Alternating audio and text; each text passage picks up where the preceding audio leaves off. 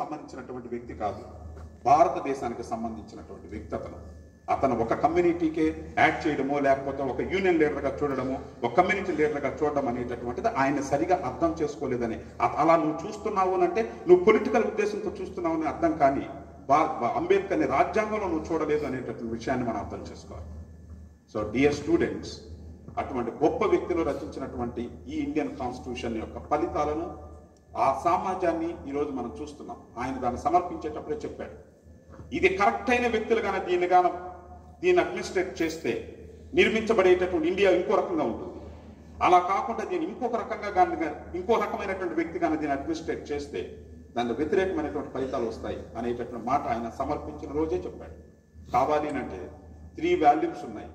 2 సంవత్సరాల 11 నెలల 18 రోజులు ఏమి జరిగింది ఇండియన్ కాన్స్టిట్యూషన్ రాయడానికి. మన పుస్తకాల్లో మనం చదువుకుంది 2 సంవత్సరాల 11 నెలల 18 రోజులు అనే పీరియడ్ని చదివాం. ఆ 2 సంవత్సరాల 11 నెలల 18 రోజులు ఏం జరిగాయి, అసెంబ్లీ డిబేట్స్లో ఏం జరిగాయి, ఆ డిబేట్స్కి ఆన్సర్లు ఏమొచ్చాయి అన్న విషయాన్ని మీరు ప్రతి ఒక్కరు తెలుసుకోవాలి. ఎందుకంటే ఇక్కడ భారత రాజ్యాంగం అందరికీ బోధింపబడదు. ఏదో సివిక్ స్టూడెంట్స్ మాత్రమే చదువుకుంటారు, మిగతా వాళ్ళకి అవకాశం లేదు, కానీ అందరికీ తెలియాల్సినటువంటి అంశం.